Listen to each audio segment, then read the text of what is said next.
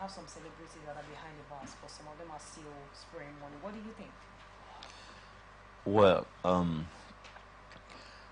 one of the things we do in this society watch, which you read all the time for emphasis, is to prefer solutions. And I'm conscious of that. The reason why I'm saying this as a preamble is because it's already a law. Otherwise, I would have even asked myself, what is the crime? What is criminal about spraying the naira? Yeah. Now, this is not to challenge the law because it's already passed, but it's to reason. Because I am an academic and I'm trying to engage the issue, intellectually. Nigerians, by our culture and background, we are celebrative and ostentatious. We display a lot. That's why you have a lot of cultural dances. It's like telling dancers, please don't shake your body so much. How can it work? So, because of our celebrative context, our ostentatious context, our liking of display, it's difficult to truly stop this issue of don't spray the naira. Well, unfortunately, the man was caught, but there are others who are not caught. And so if they check and nobody to catch them, they go ahead and try because it is inside us. Let us rather face things that are really criminal. A lot of things are going wrong in the country by the leaders that are truly criminal, and they are not criminalized. But you go and criminalize somebody who does like this in a celebrative mood. I don't understand. However, solution, there is a law. Please don't spray the naira. Okay, so Dr. Okochi, if you are questioning what is wrong with spraying naira notes, will you also question what's wrong with selling naira notes?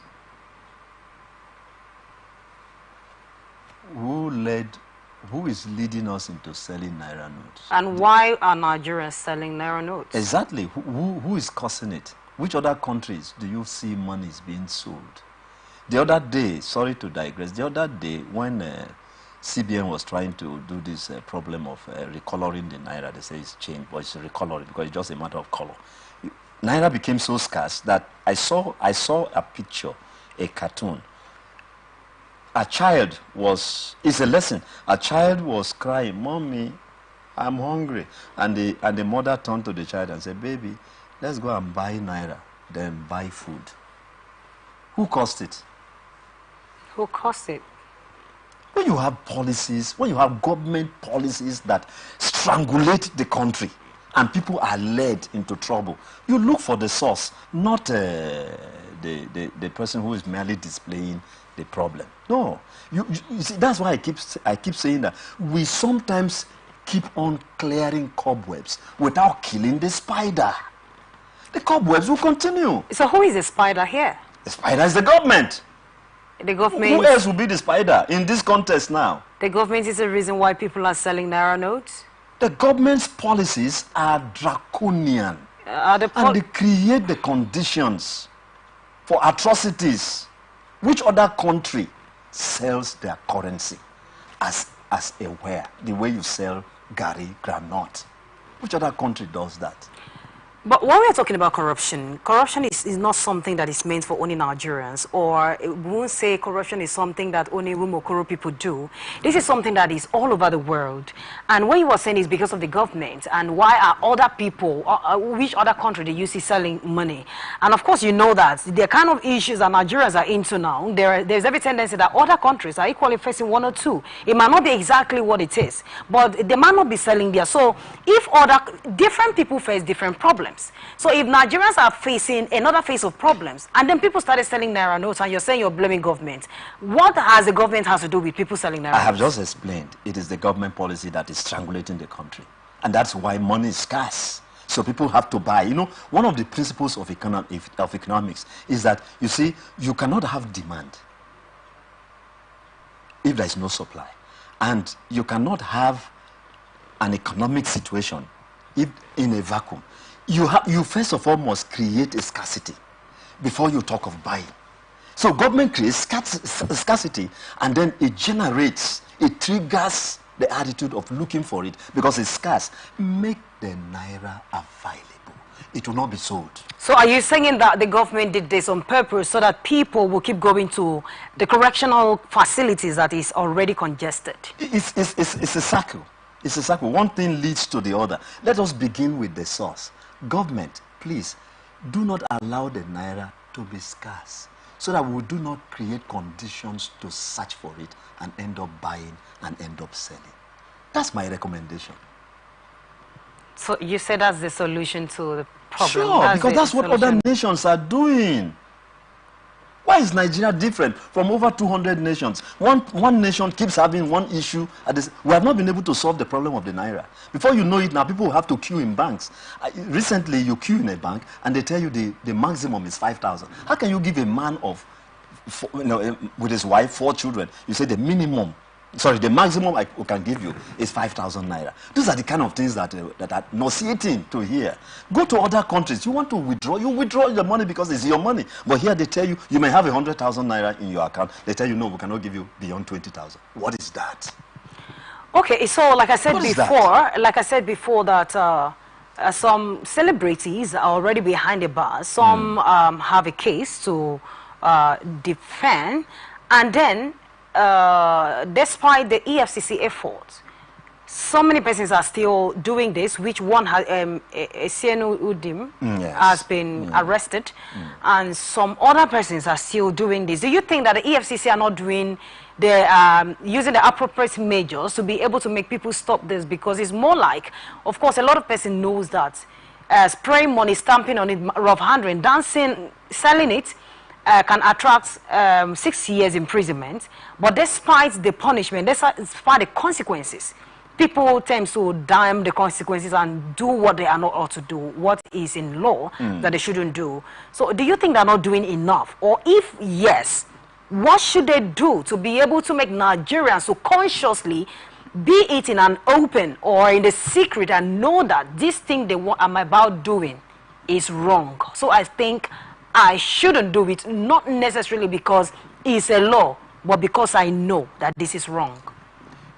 I addressed this earlier. I said, first of all, why have we criminalized a celebrative attitude? It's part of our celebrative culture.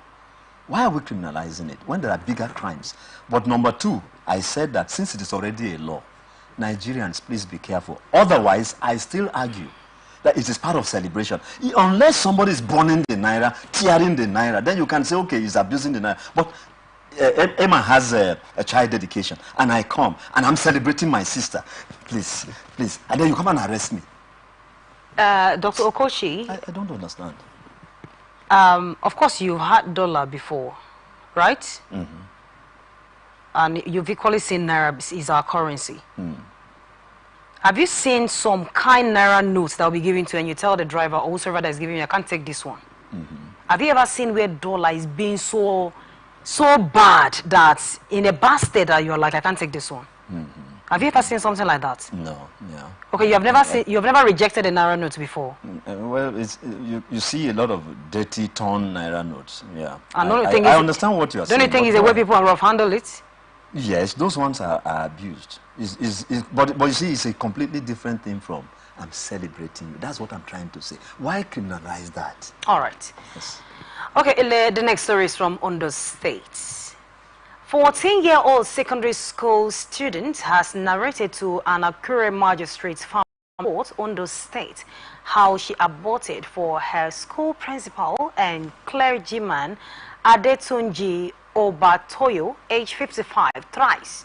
The victim, in her narration before the court, said the principal has been having intercourse with her since she started staying with him when she was 10 years old.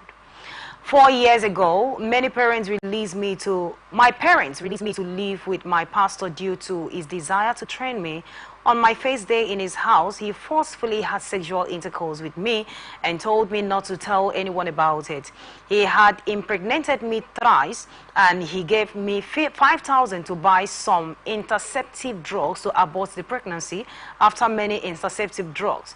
But during the third pregnancy, he refused to give me money for the drugs. I stole his money to buy the pills.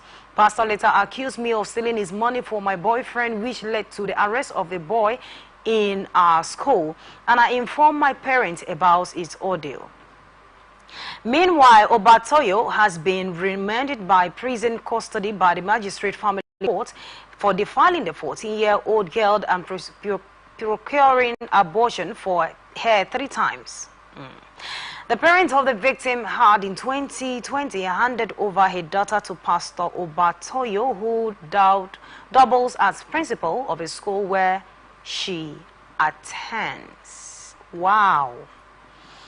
Okay, apart from just being a pastor, Obatoyo is also a principal of a school. And the parents of this girl released the girl to stay with him because he promised to train her in school and also stand as a father. But unfortunately, according to what the girl said, now she is 14, but she went there when she was 10 years. The first day in his house, I mean, I want to understand, 10 years old. First day, the pastor slept with her. She took him forcefully. And then she has done abortion for him 3 times. At age 14, she has already carried out 3 times abortion. And all this while, she didn't speak up. So she was comfortable enough to go steal money in order to buy contraceptive to abort the baby. I mean, there are a lot of questions, but what do you think about this first? What I think is, when I read this story, I did shed tears in my heart, because it's a betrayal of trust. It's a complete betrayal of trust. You come fronting that you want to be of help. So I hand over my daughter to you at the age of 10. I know that she's going to be a domestic help to compensate for the monetary aid that you will be giving for her schooling. So it's normal. She will wash clothes, she will clean the house, but it won't include to be used sexually. So it's a betrayal, and he's of my calling and my profession. He's a pastor. That even makes us more guilty. Kind of collective guilt came over me, while I was reading that.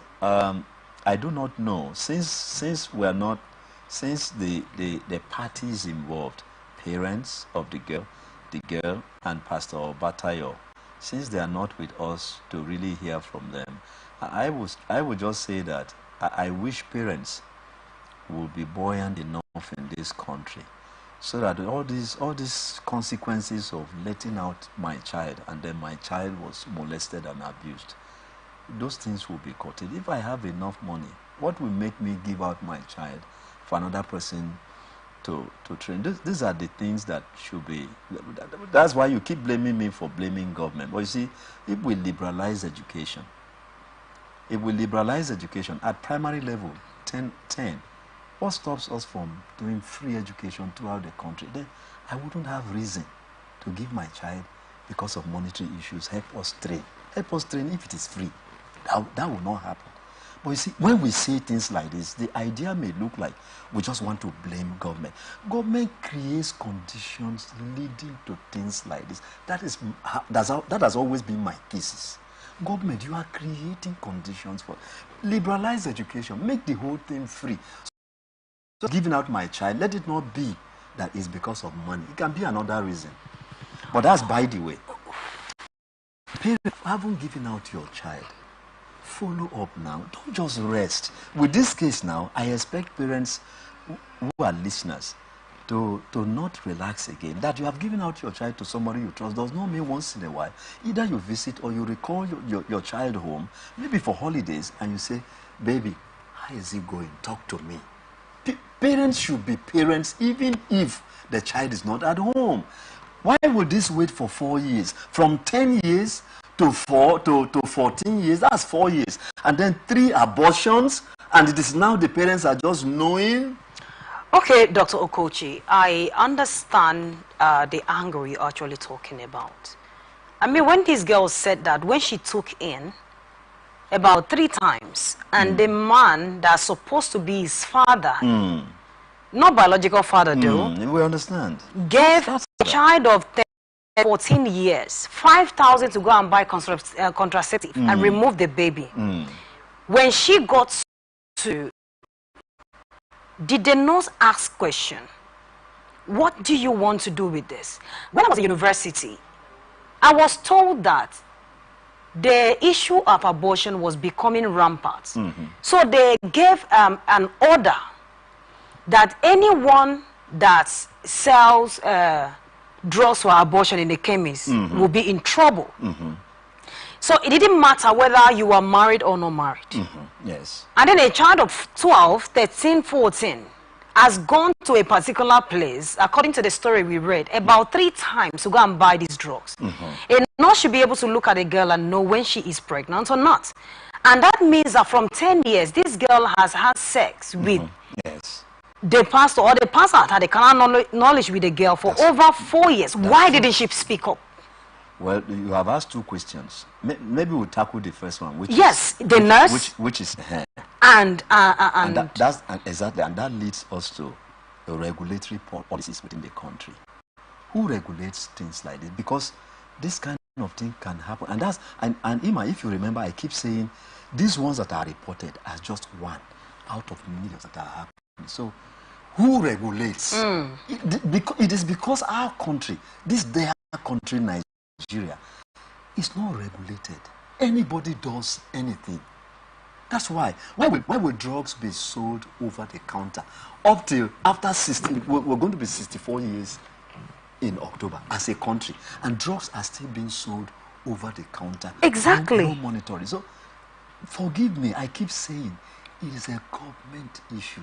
Our leaders are just not involved in governance. They're involved in government, but not in governance. So anything can happen. But that's by the way. The second one is what you said. Why has she not spoken out? Ima. The answer is obvious. Number 1, he trains me. My parents are indigent. He is the one taking care of me. So I have to be careful that I do not injure or jeopardize my own situation economically. That's number 1. Number 2, I have warned. The girl says he warned her. And that's the person who is threatening you. She uses a mild language. But it is not just warn, it's threat. It's threat. So, and nobody's regulating. That's why I said the parents, 4 years, it's just now you are knowing. No.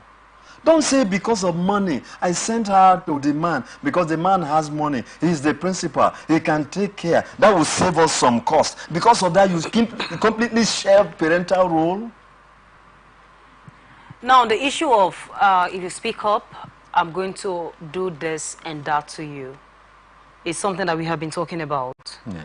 And of course, like this program, we are here to provide solution. Yes. What can be done for minors to start speaking up? Because the truth is, like you said, this is one of many. Of course. A lot is actually going on. And then children keep saying, they ask me not to talk. Is it that parents are no longer giving their children that boldness, that encouragement to speak up when they see something wrong? Because at the age of 10, you should be able to know that what this man is doing to me is wrong. Even if not speaking up. The story didn't say that this girl wasn't eating in her parents' house. The story says that the man said, I want to take care of this girl. Let her stay with me. But it's quite unfortunate. Maybe the parent did not put eye on ground as they supposed to. But at age 10, I mean, the baby should be able to know that children of these days are so smart. That this thing you're doing to me is wrong. I'm not supposed to be in this kind of situation now. You've done it once, twice. The first time, remember that. The girl said the first time I took him, He gave me 5,000 to go and abort abort the baby. Then she wasn't up to even 14. So why did she not open up? I agree with you, but see, let us not forget. What can be done? What can be? Yes, we know Exactly. that threats can make someone not to speak up. Exactly. But what can be done? Exactly. Let's not forget that this is a minor. So the blame should be more on the adults. The Bible says, train up a child. Children don't train themselves. We are the ones to train. But unfortunately, this scenario now, like I keep saying, I apologize that the parties are not here. I may not be able to get all the details, but something is coming out. The adults have shirked the responsibility. The next thing is orientation. Because if we want to profile solutions, then orientation to our children. We have civic education in our schools. It should be added to the curriculum. Boldness, speak out. If somebody, just mere touch, you are supposed to report, let alone to be pregnant 3 times, and it's just now that you are reporting. So let's have a new orientation. But you see, who will do the orientation? Because the people who will be doing the orientation are the people who too will be molesting children. If a principal who is supposed to be in charge of pupils, raise them to higher standards, is the one doing this, then who tells us that those who are doing orientation will not also violate the children? This country has issues. And he's also a pastor. The country has issues. What do you think about him being a pastor and doing this? It's unfortunate. He's my colleague. I'm ashamed. Just like He says he's my colleague. My colleague. I'm a pastor. He's a pastor. I won't disown him. It's a collective guilt. I said it earlier. It's a collective guilt. We just simply need new minds in this country. Then how do we cultivate that? The new minds you're talking about. Because I know you will tell me the word of God, and they've read this scripture back to back, but still the mind is not renewed. So what next? Well, whoever chooses not to be renewed, the consequences are there. Fortunately, he's in custody. Whatever the law says should be done. But you see, one of the reasons that I have said it, one of the reasons why people try things like this in this country is because there are those who can pay their way through justice and be free. Oftentimes, Emma, and I blame us, you and I and the studio, as it were, management as it were, because after we have dissected this issue now, there is no way to follow up again as to whether he was actually jailed, because sometimes just give some money. Of course we do that. Fine. We do that. His church members will run around, and before you know it, they buy justice, and this case is closed. And then what happened to the denomination? That's the problem now. So how are we going to follow up this matter to be sure that he was actually punished? I will leave that with you. We'll move on. Maybe when you come next time, or of course, or you will not definitely come because, of course, we're actually following up to make sure that we get what happened, the information, if the man has been punished. But again, that is what I'm always asking. You know, this kind of sin is not committed by one person. What I mean is, before I do something in a particular place, I should be able to let 1 or 2 persons know that this is what I'm doing. It might be something good, it might be something bad. But when it has to do is because many a times we have read stories coming from church where the pastor is defiling, pastor murdering someone for rituals and all of those. 2 or 3 are always involved. So when this kind of thing happen in a denomination, why do they still leave that place running? What is the tendency? What is the tendency that the next to the pastor is not equally doing the same thing?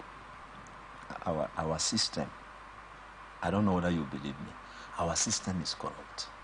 Our system is corrupt. Everybody just wants to do anything. But if the system is corrupt, individuals at least should be able to do something about it. It's because there are no consequences. See, I've told you this. There's what we call consequence management. There will be, forgive me if I digress. A few weeks ago, I traveled by road to Ghana. And along Nigerian section, you can peel banana, drop orange, pure water, you fling.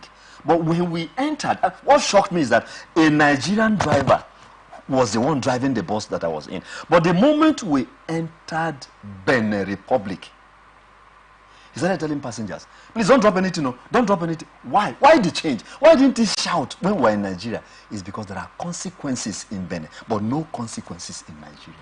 Well, you keep talking about consequences. I know, like the Naira notes that we read, consequences, 6 years imprisonment, but people are still doing it. Yes. What kind of consequences are you expecting? Well, we'll answer that when we return from this very short break.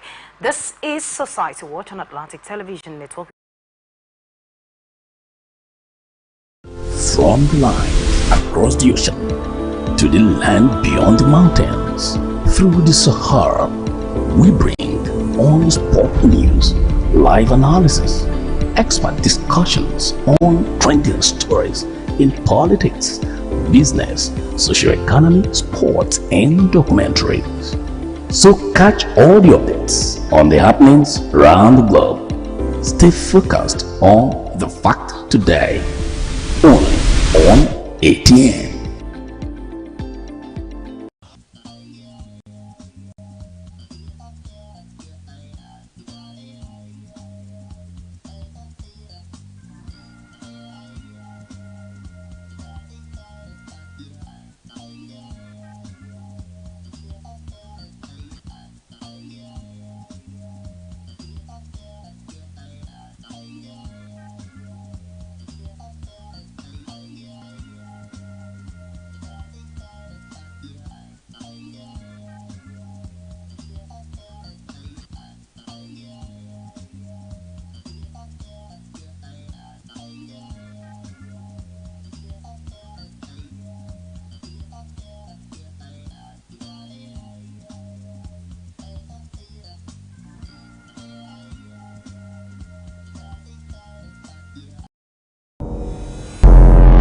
Every day, our lives are changed by history.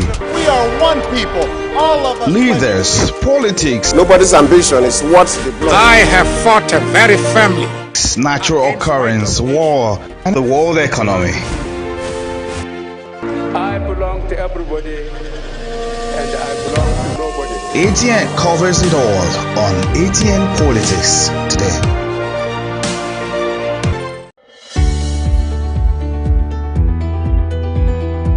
People into the country illegally. That is amazing. Honorable You human on the point of order. Honorable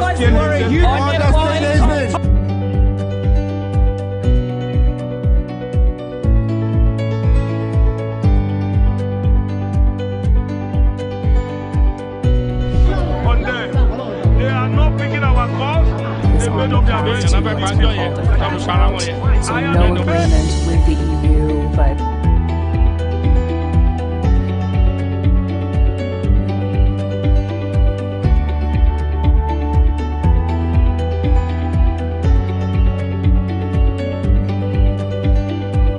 From the line across the ocean to the land beyond the mountains, through the Sahara, we bring on-spot news, live analysis, expert discussions on trending stories in politics, business, socio-economy, sports, and documentaries.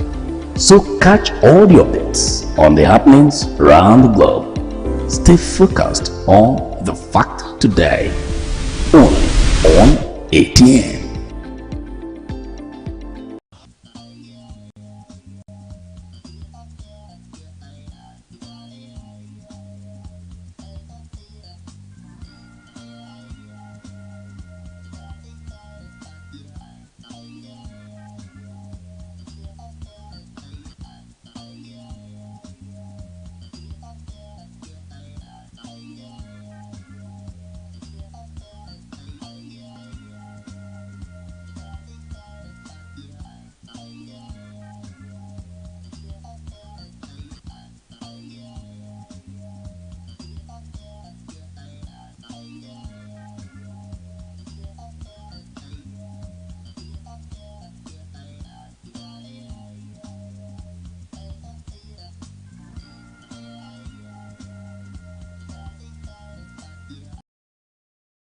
Welcome back. If you're just joining us, this is Society Watch on Atlantic Television Network. Remember, you can still join us on all our media platforms, Facebook and YouTube, Atlantic Television Network, Instagram and TikTok, Atlantic TV Network 1, X, Atlantic TV Net.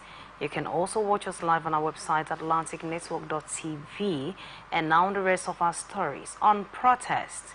Federal government has assured that the issues prompting the proposed nationwide protest will be resolved to ensure peace and stability in the country.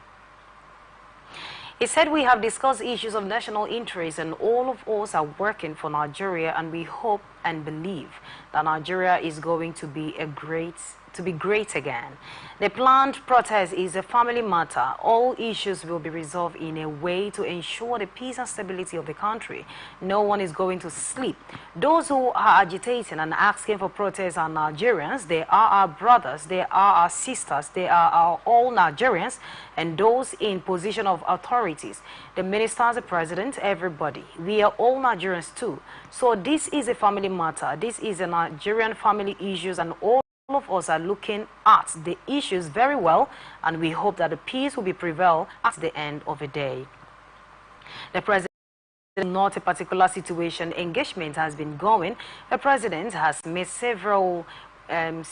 severally with all key stakeholders. I have also been meeting with the stakeholders. Other government functionaries have also been meeting with other key stakeholders.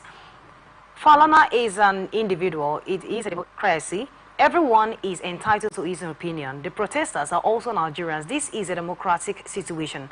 What I keep saying is that we are all Nigerians and we are all acting in the interest of Nigeria. But suffice to say that yesterday Mr. President said there is no need for any protest. Let us calm down.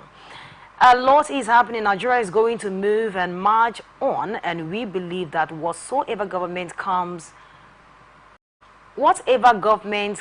out will be the interest of Nigeria. We don't think that there is a need for any protest. We are appealing for calm, and we are appealing for a peaceful resolution or peaceful approach to any issues. If you have anything that you want to put out there, you are free to put it out there. But the government is insisting that we are all Nigerians. We have to be calm. We have to be patient. And suffice it to say that let's give peace a chance. Mr. President is working around the clock. His ministers are working. Everyone is working. All hands are on decks. He said, like I said yesterday, everyone is listening. We are all listening. The president is listening, and we have a message for all Nigerians. That message is that they should all calm down. They should please give the man more time.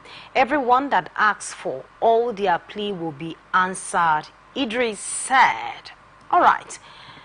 All of this narration boils down to the fact that the president of Nigeria said that Nigerians should calm down.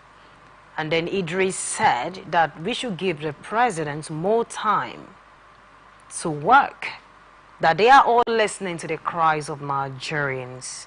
So we should all calm down. My question is, how long are we going to calm down?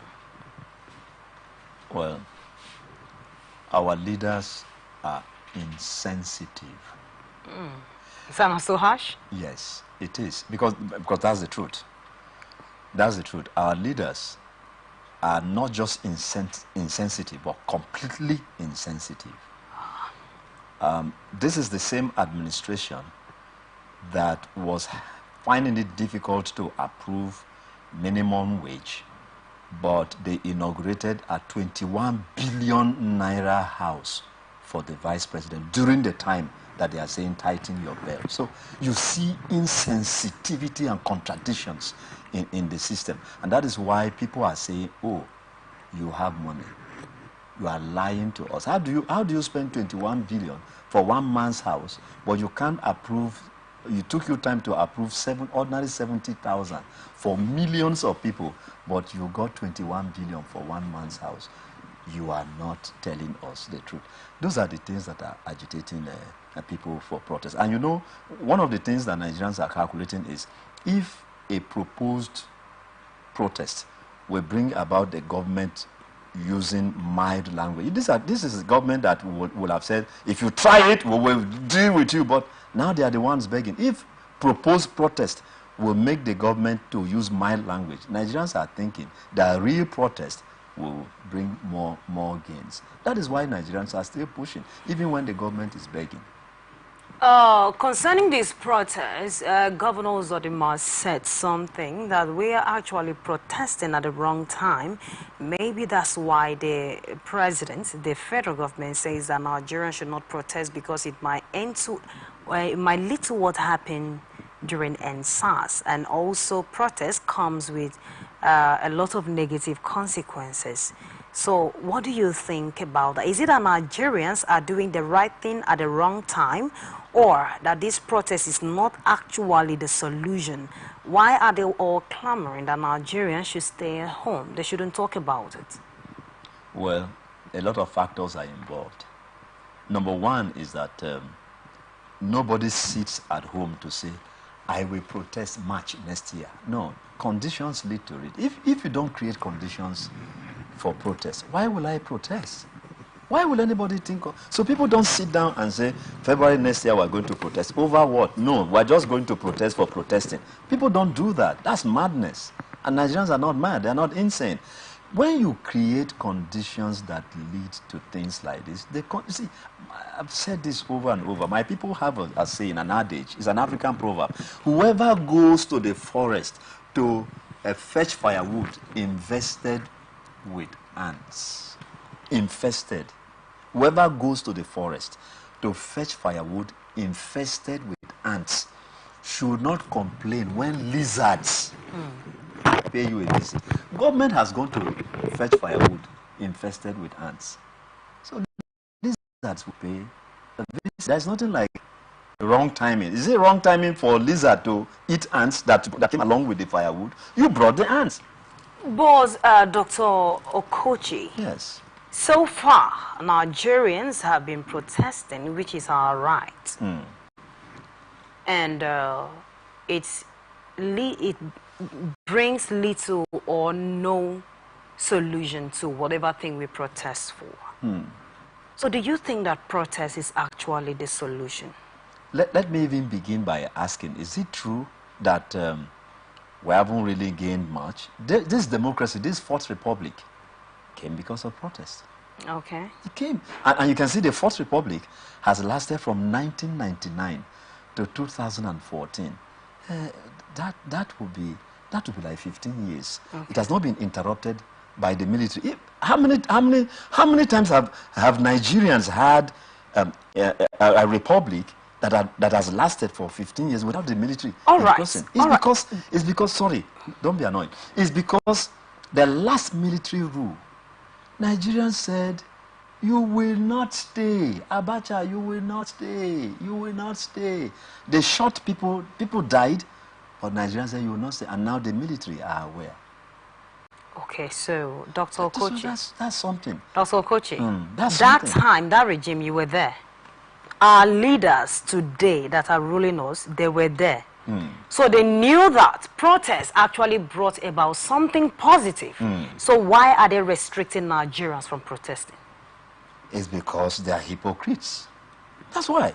It's hypocrisy. Where and I like what these smart guys do on the internet. You said something when you were in another shape. All of a sudden now you are living big. And you start saying something, and they go and dig. And they dig where you supported what you are now condemning. It's good. Let them know. That's hypocrisy. And the internet doesn't lie. Wow. All right, let's look at the last story for today. Nigerians Immigration Service has suspended Officer Okomola Fair Michael, who stationed at Murtala Mohammed International Airport due to multiple allegations of drug trafficking. The suspension is pending further legal action, with the service awaiting court judgment for additional steps. It's where the attention of the Nigerian Immigration Service has been drawn to a publication by sanctions of the media that link Okomolafe Michael, one of its officers serving at Murtala Mohammed International Airport, to which resulted in the arraignment before a federal high court in Lagos. Informed the public that the officer in question has since been subjected to now process and placed under suspension following the allegation of the involvement in the case in May 2024.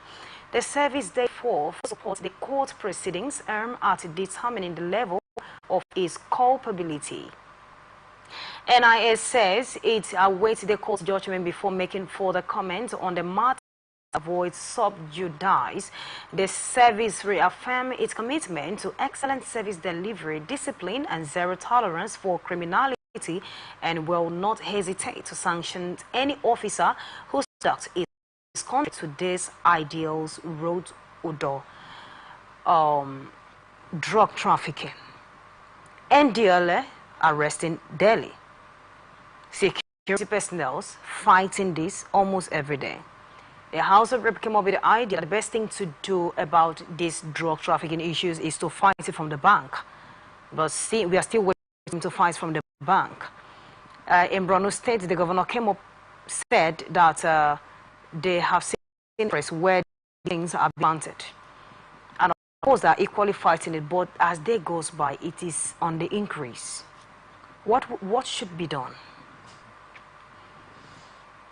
I don't know why you keep asking me what should be done. Let me rather tell you this. If you subject members of the National Assembly to drug test, you will be shocked. If you subject leaders of this country, I'm not talking of whether they have drugs in their bags or in homes or in their house. I'm saying in their body. So you're saying that elites are equally involved in this? The good thing is that it is scientific test. So it is not an accusation. Let them subject them to drug tests and let's get the report. You'll be shocked. This country is a drug country. But this person in question that was being suspended is also a security personnel, is an officer, and then being caught. So who are the people fighting drugs? This is just opportunistic. So who is fighting drugs then? See, this is just opportunistic because they caught somebody now. They want to give an impression, that's in Nigerian Immigration Service, they want to give an impression that they're doing a good work because they caught somebody. All of them are involved. How you need to do, okay, go ahead. Is this not a matter of one bad egg in the midst of 24? Thank you for bringing the statistics because I myself, I even had something else to add. I said, for every 12, if a biblical statistics for every 12 there is a Judas and you have 50,000 of them, then divided by 12. That tells you how many of them are doing that.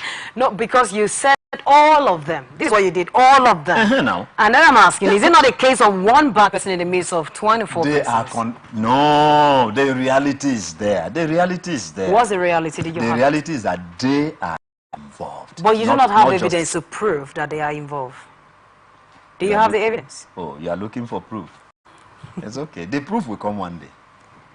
We keep hearing things. But for now, this we have is one person has been caught and the person is on suspension so far. Sure. So what do you think about the action? They have done well. It's just that they didn't catch everybody. They caught somebody who was unlucky to be caught.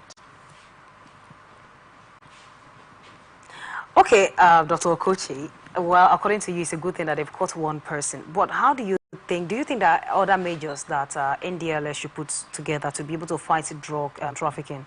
Because Delhi, almost every day, people carry drugs at the airport. A lot every day. So what should be done? I'll tell you the connectivity to the situation in the country. See, whenever you have, it's a general rule that whenever you have economic recession, people find ingenious ways to look for money. And all these things are the outcomes of the poor situation in the economy. And so people are looking for ways. We need to rework Nigeria. If this is going to be my last statement and we shut down for today, this program, let it be on record. We need to rework Nigeria. Nigerians need to be buoyant again. Let's have food on our tables legitimately. Let's have clothing. Let's have shelter. Let's have water. There's one other thing we did not take care of. Okay. They shut down the power situation in the Nigerian Air Force. Can you imagine a whole Air Force is shut down for 8 days? Air Force Base, because there's no power. We need all that. We need to grow this country again. And you'll see some of these incidental criminalities will just die naturally on their own.